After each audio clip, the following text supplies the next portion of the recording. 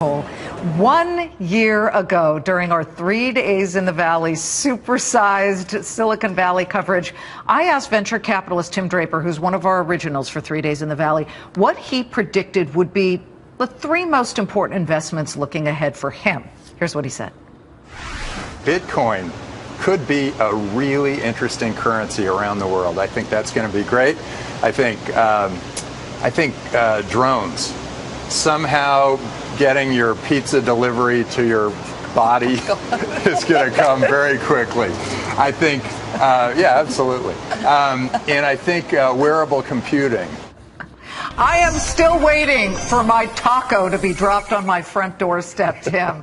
What the heck? Pizza. I'm still waiting for that. But look, you have had spot-on predictions.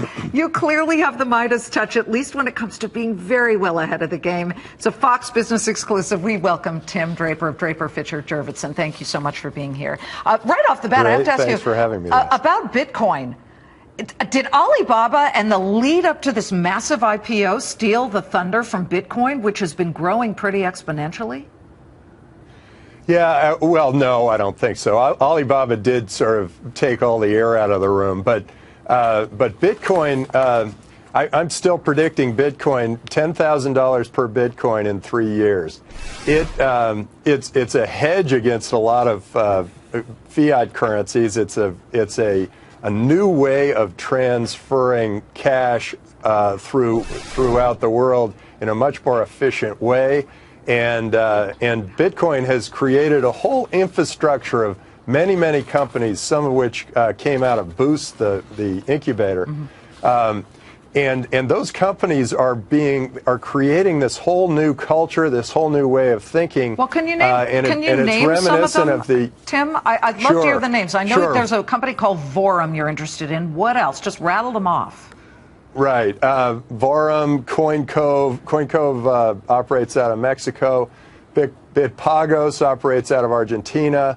There are two in Korea, Corbit and CoinPlug. They're all reinventing the way people move money. They make it much more efficient.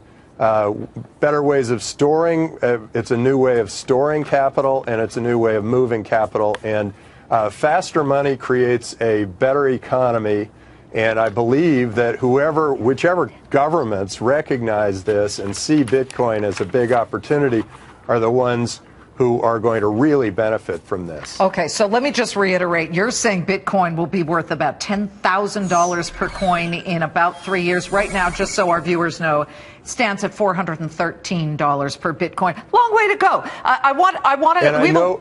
And I know you're going to come back and test me on this because we talked a year ago and we're still working on the taco drones. I want a taco and a burrito dropped on my front doorstep. You, again, have been in on the early stages of things like Skype and Hotmail, Tesla.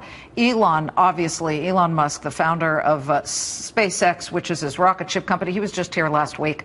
As you look at an Elon Musk, back then with Tesla, as he stands right there with a red one right behind us on 48th Street, I have to ask, how do you know that something's going to work? Well, I try to keep track of new technology, interesting technologies, and how they're going to affect markets. And I did, luckily, see that that these lines were going to cross, that you didn't have to be a tree hugger to own an electric vehicle, because you could be somebody who just wanted really good speed and really good braking and really good handling. As soon as I saw that those lines were going to cross, I thought now is the time we should be starting to make a bet on an electric car company. And fortunately, we made the investment in Tesla, and Elon made that into an amazing company. I'm with you on why electric vehicles just seem like a smart thing. They need to get the price down, but until then, let's get to California's dreaming, as I call it. You want to split California into 6 different pieces. Listen, I'm from West Los Angeles. I don't want to have to take a passport to go to Irvine or something. I mean, not that I even need to go to the Valley at all, but this map that we're putting up there, it didn't get on the California ballot yet. Do you still believe that there's a value in breaking up California into 6 pieces? Oh, absolutely. I think California has gotten too big and unwieldy and unmanageable, and it's operating as a monopoly.